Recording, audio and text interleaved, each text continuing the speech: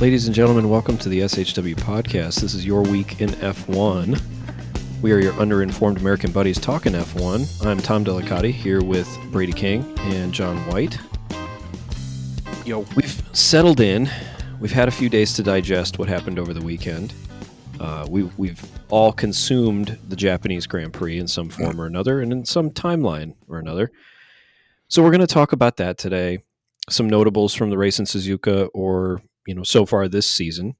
And then we're going to get into our time in Bahrain coming up this weekend. But I like the way you said that, Tom. Bahrain. Bahrain? There was some stank on it. I know. It was good. You're not an uncultured American. You are cultured, sir. Oh, thank you. But with it being Masters Week here in the States, and by the way, good luck to everyone out in Augusta this week. Before we can get into any of our F1 talk this week, a tradition unlike any other. It's our 15-second race reviews. It's just the best week of the year, right? It really is. I mean, it marks the coming of spring. It's here. Right? Spring is here. Yep. Spring has sprung.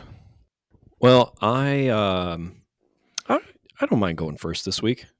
I'll line up my 15-second race review, and then we'll go from there. Dear future Tom, 2026 is slated to bring all new regulations, and although you'll be excited early in the season to see how things play out, just know that staying up late to watch the race in Suzuka is not worth it. It sucks big hairy ball sacks, and I'm saying this to you because those who don't remember the past are condemned to repeat it. Love, 2025 Tom. Truer words have never been spoken, Tom. John, you want to go next? Sure. Welcome to the 2025 Suzuka Tour. Wait, I thought this was a race. No, Lando, this is a tour. That means everybody stays single file as we make our way around the track. Lando, I said single file, no passing. Excuse me, can I pass? This guy's a rookie and I'm a champion in a Ferrari. Yes, Lewis, you can pass, but that's it. I'm a champion too. I'm passing. No, Fernando. F it. Do what you want in the back. Do what you want in the back. That was solid. All right. Brady. Leave me to it. It's lights out and away we go. And by we, I mean me. And by go, I mean go to sleep. This race sucked big fat donkey balls. Night, everybody. With I don't time even to spare. Yeah. Yeah. Let's just shut it down. Let's go home. Yeah. Brady gave as much effort as they did in his 15-second race review. And I feel like they gave way more effort than I did, but mine was far more entertaining. You might be onto something there. Yeah. Yeah, I don't know if I have much more notables from the race, or even 3 races in. I'll let you guys take it away and see if I have anything to add on to you. Yeah, I think the only thing I would say on this, when we talk about it being boring, you've got the top 10 that had really no movement outside of Hamilton and Hadjar. And they basically swap places, I don't know, fairly quickly in the race, within the first half probably.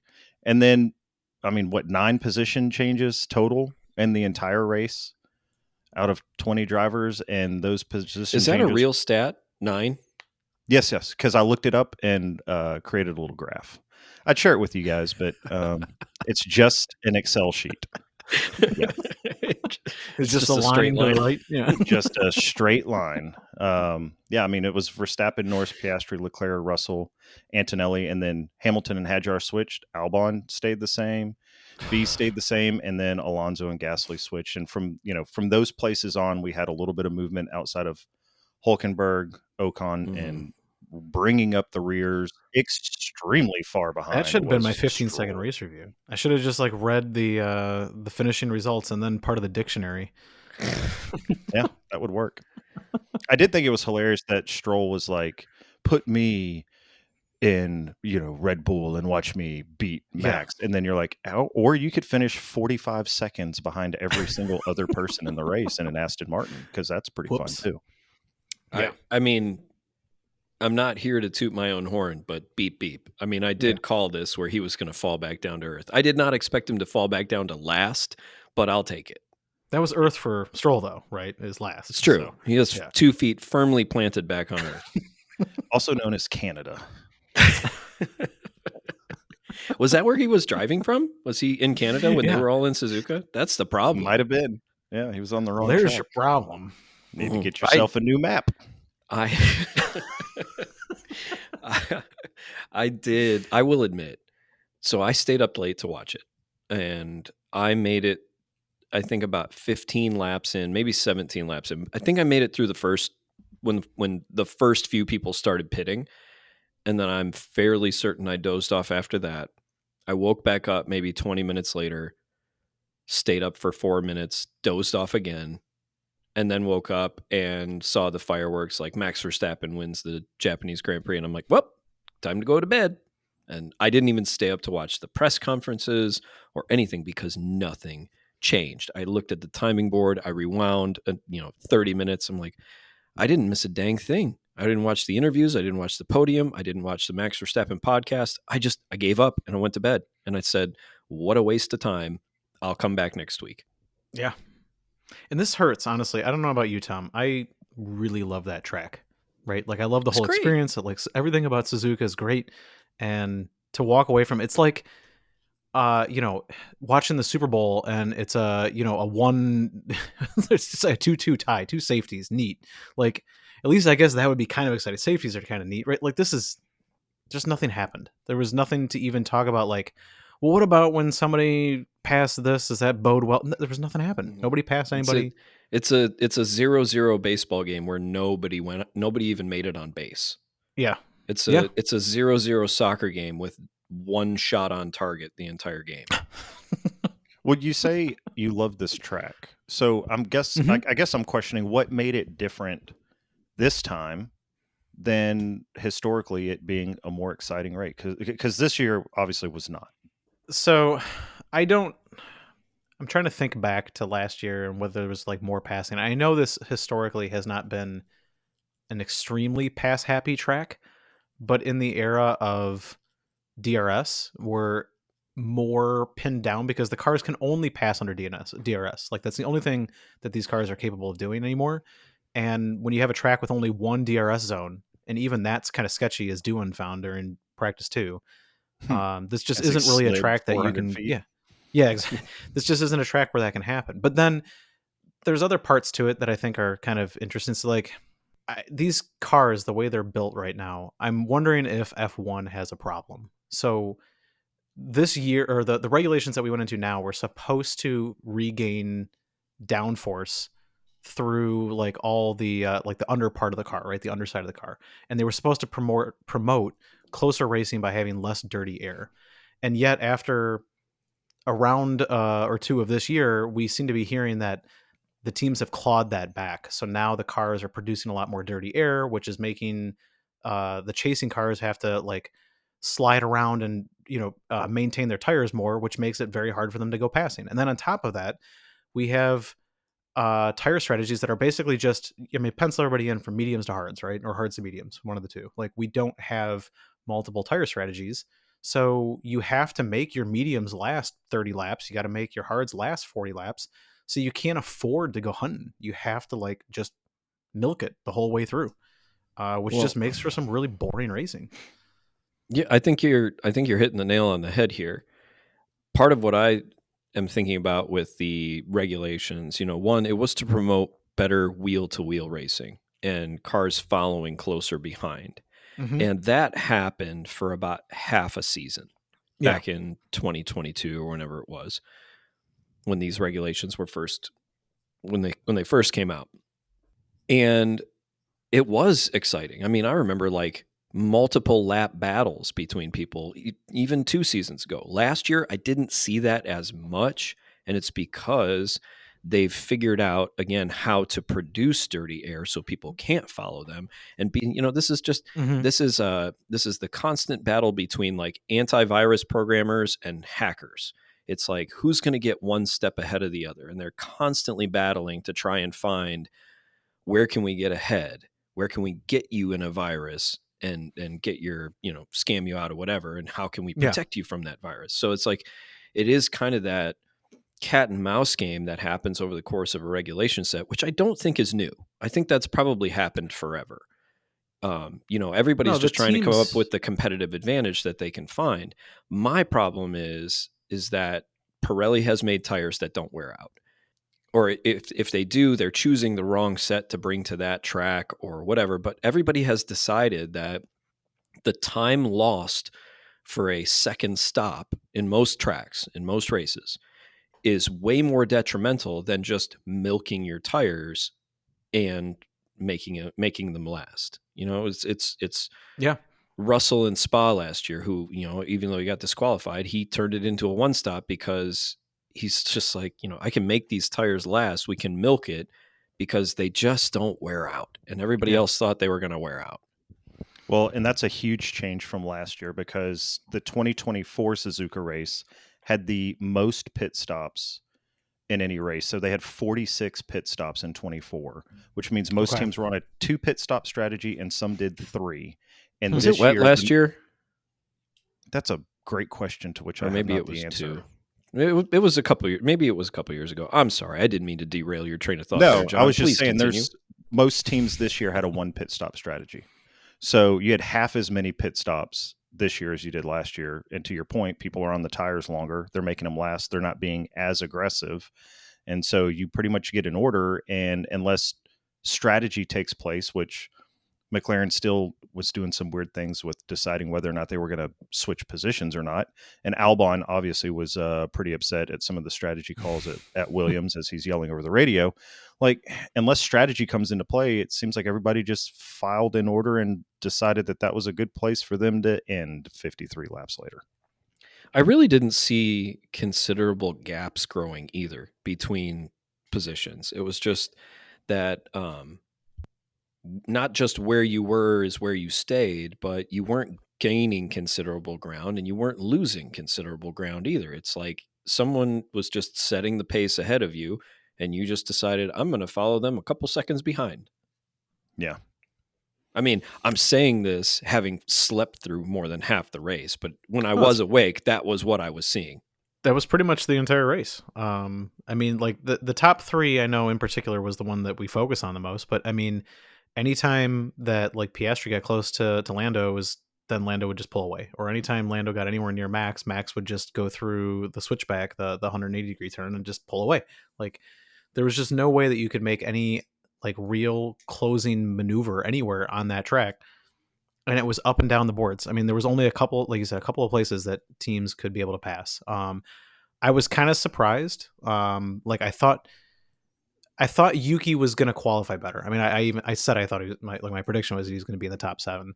And I think that he had kind of a bad qualifying. He had like one bad lap, and so he was closer to Max through most of the practices and most of the qualifying than his qualifying really showed. But once the race started, he couldn't do anything, even in that Red Bull. So he was just sort of stuck 2 positions. Neat.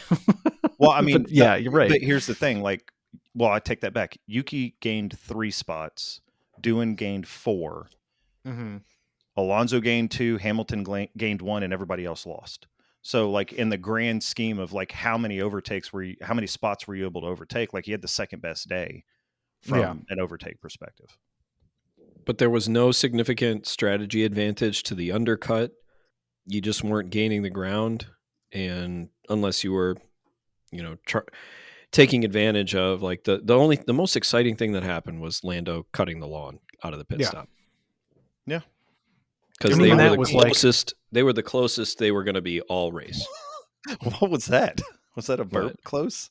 I think I almost swallowed the mic. It was just really close like this. Even that was like, we're going to review this for Lando, and then 2 seconds later, like, never mind, whatever. Yeah, there was nothing to review. Yeah, no. The drivers were like Office Space, where they're like, listen, we have 9 bosses. We don't get our TPS reports, and that's just enough to make a guy not get fired.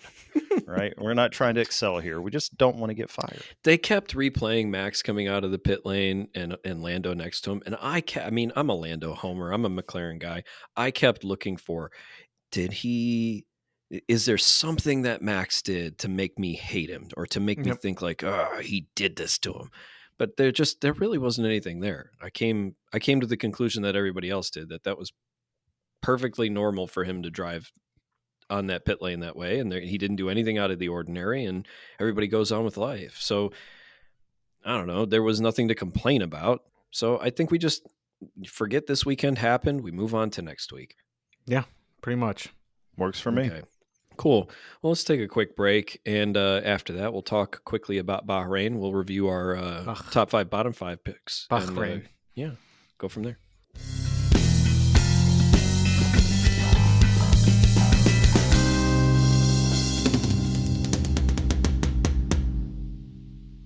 For centuries, Bahrain has been a source of some of the world's most prized pearls, making these rare gems a symbol of the country's rich heritage and history.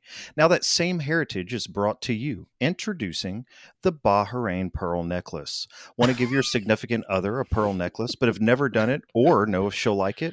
Call Bahrain Pearls, giving pearl necklaces since 1984.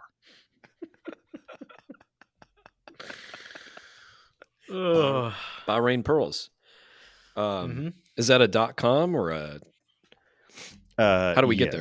It's a .net. Bahrain Pearl Necklace.net. Look it up on MySpace. Just Google pearl necklace and Bahrain, and I'm sure you'll find it. Yeah. Speaking of Bahrain, we were talking about this off air a few minutes ago. I know that the F1 purists will come after me and say, no, Australia should be the first race of the year. And I kind of miss opening the season with a track like Bahrain. It's not that I have anything against Australia. It's just that I like the Bahrain track a bit more. I like when they do testing in Bahrain and then boom, go into a race in Bahrain. I don't know. Do you guys have any specific feelings about that? Where it is on the calendar or? Before I started playing the game and watching a little bit more, I probably couldn't have cared less.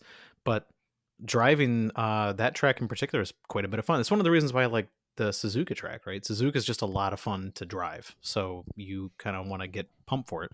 Bahrain's kind of like that too. I don't know. There's something about that track. It's fast. Mm-hmm. I mean, it's a couple long straights, flat, right? We're not fast corners, it's not spa, slow it's not corners, hilly or whatever. Mm-hmm. Yeah. But I'm trying to think back now. So I'm starting to try and prepare, and I want to look forward to the tracks that have like some severe tire degradation. And I don't know if Bahrain's like that, but I want to find those tracks because that seems to be like where the most excitement's going to be this year. Any of these tracks where you can push we could almost do a no stop. Well, then it's probably going to be a boring race unless there's some sort of a car, a wreck or a blow up or a red flag or something. And case in point, Monaco. Right. Now, see, that's something for Bahrain that, like, with as wide open as that track is and the runoff areas and everything, I don't suspect that there will be a lot of, like, carnage, right? So I don't think a red car is going to get people back into the race. A red card? Red car. I think I said card? red. I started a red flag, then I went with card, and then I went I didn't know if it was red card or red car. Like I think Ferrari. I said red car. Okay. Yeah. Just clarifying. Hey, listen, we did have soccer talk earlier, and so some things spill over into different segments. It happens.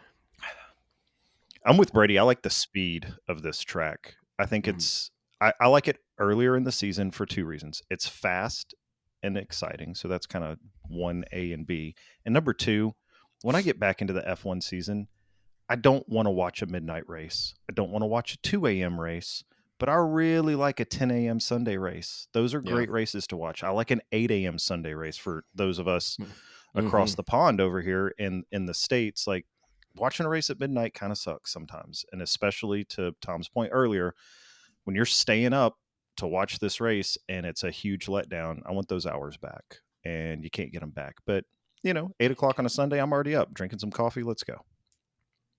That's a good point. I like the track itself there are heavy braking zones into turns. That typically gets you good overtaking opportunities. I also like the fact that there are bigger, faster, wider turns, and it's a wider track where you can take alternate racing lines. And, there's some opportunities for the, I don't know, the switcheroo or whatever they call it, where, it looks like you're going down the inside. You actually go to the outside and then switch back because the car in front of you covered it off. Like there I are. think that's called the fake insidey outsidey. Oh, thank you very much for clarifying that. Yeah. I heard Brundle say it the other day. We're good. That must be true. I like the I just like the opportunities that this track presents. I like the fast corners, and I do like the slow corners in the heavy braking zones. There are a couple that are just not going to produce much of anything. I can't remember which turn it is. It's probably like 9 or 10. It's after the fast kind of downhill S's. And it's a hard right turn. It's more than 90-degree turn right. You're down in second or third gear, but you've just gone through these sweeping S's fast corners, so there's really not a chance to overtake at that corner. But then as you come out of that, there's a small straight, a couple left-handers, and then the long straight where you can actually get down a DRS zone and pick people off going into that heavy braking zone to the left. I don't remember the corners, the actual turn numbers, but I'm picturing it in my head. So if you're listening along and want to know the mental picture in my head, good luck. I got just going to have to turn Google 8. it. Turn 8. Turn 8 is the right-hander, and then turn 10 is the left-hander that I can never get right in the game. Yeah. Oh gosh, it's terrible. Yeah. Right. It's very difficult. But I like that. I want to say I'm a big fan of Sector 2 at this track in general. Mm-hmm. I really like Sector 2. Yeah, I agree. There's 3 DRS zones this time, so with the track layout, I expect a lot more passing. I mean, it's got to be more. I mean, anything can be more than Suzuka. At this point, I'm just hoping for a better race. I mean, honestly, it was kind of like a throwback, right? Max walking away with is a little bit boring, but he hasn't really done that in a little bit.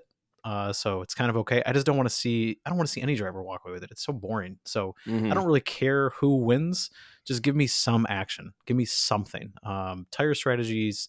I don't want to say like don't give me a red car. Don't give me a red car. I don't want to see like somebody get hurt, whatever. But like something, anything at this point. Well, and maybe Pirelli's looking at this and saying, well, maybe we need to come with a softer set in the range, Yeah, that's interesting that you bring it up too, because didn't you? I vaguely recall, and again, showing our ignorance here. The first couple of years that I watched it, they had 5 compounds. Let me stop you there. 3 out of 5. Yeah, let me stop you there because we mention this pretty frequently. Oh, this is just showing our ignorance. We're dumb Americans, whatever. Yeah. The people who are listening to this on a regular basis already know. We don't have to disclaim you don't have to keep that. saying it. No. Yeah. We have to say that no more. Anyways, continue. 3 out of 5. All right. 3 out of 5, right? And then the last was it just last year and this year? Now it's like 3 out of the 7 or 6 or whatever. So they have like more compounds. Yeah, there's a C0. Right? Yeah. So when you had 5, it might be harder to shift in one direction or the other. But now that you have like 6 or 7 different compounds, can we just shift it one to the left and just bring one extra softer compound and then force everybody to do an extra stop? Like, I don't know. I mean, we're already talking about trying to do that in Monaco, so just do it through the tires. Screw it. I also think that there's an element of this where it could be tire allocation throughout the weekend. Like that could be a change that comes through where you don't have as many sets of mediums or hards that are available to you that you can run in practice and still save for the race. Like maybe you get 1 set of hards for the weekend and you don't run them in practice and you just pray to God it works in the race. They do well. Yeah, exactly. So there are ways to do this with the current regulations that type of conversation could be had to tweak things throughout this season to see if, and I don't think it'll happen this season. I don't think it'll happen next season because they're going to get an all new set of regulations, but we can hypothesize and wish. Make it so. Let's call them up. Well, like my grandpa used to say, you can wish in one hand and crap in the other and see which one fills up first. Jesus Christ. I love your grandpa. Yeah. Good man. I hope this weekend's better. I think we all do. I think it will be. It The can't be any weekend as a worse. whole. Okay, so the weekend as a whole in Japan was not bad, but the grass fire red flags, that was a pain in the butt. And Yep. then qualifying was decent. I mean, we haven't even talked about Max's qualifying lap. That was otherworldly. I was very, very. My jaw hit the floor when he crossed the line for pole. I'm like, holy cow, where did that come from? So that was the coolest thing that happened over the weekend, just in terms of excitement.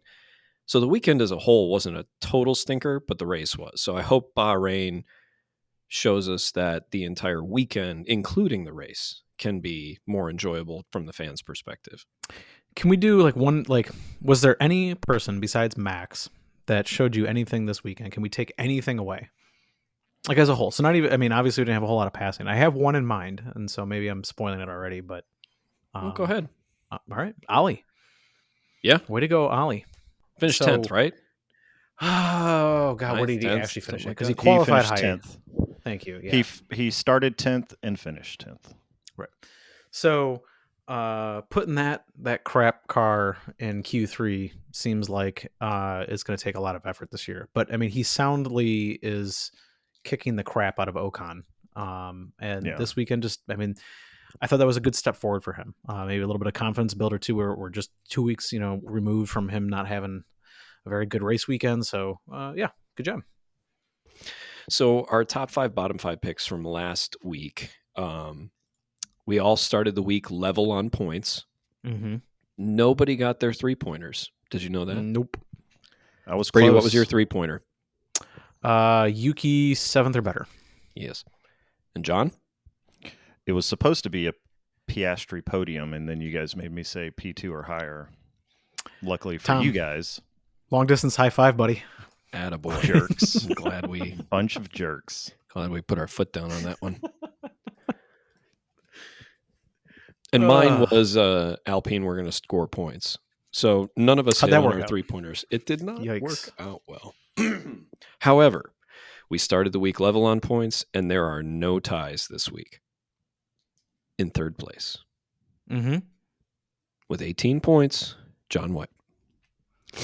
Figured it was coming. In 2nd place with 19 points, the Doctor. Mm-hmm. And in 1st place with 20 points. Had a good weekend, boys. I had a good weekend. It was the Lance Stroll pick that put me over the top. Yeah. Anywho, we're going to go into our race picks for this race for Bahrain. So my top 5 is exactly how the race finished last week. And I really wanted to pick Hamilton to do something this weekend. But George is just showing up week in, week out. He's figured something out with that car. So give me both McLarens, Leclerc, Russell, and Verstappen in my top 5. My bottom 5 will be Jackie Doodoo, Esteban Ocon, the Stake brothers, and someone's temper is going to get the better of him. And Alexander Albon is going to finish in the bottom 5. And for my 3-pointer, 3 or more rookies will be in the top 10. 3 or more rookies in the top 10. Okay. Mm-hmm. Let's take a look. See. So out of the 6, right? Yes, that's correct. Yeah, 3 in the top 10. I know you're going to have 1 in the top 10. Almost guaranteed. I don't know, man. I mean, just by numbers, I feel like 1 has to be in there. But 3... Yeah, I'm going to give it to you. Yeah, you can have it. Okay. I thought it would be not aggressive enough to say 2 or more rookies in the top 10. So no, I think 3. 3 is correct. 3's a good number. Yep. It's a 3-pointer for a reason, guys. Mm-hmm. All right.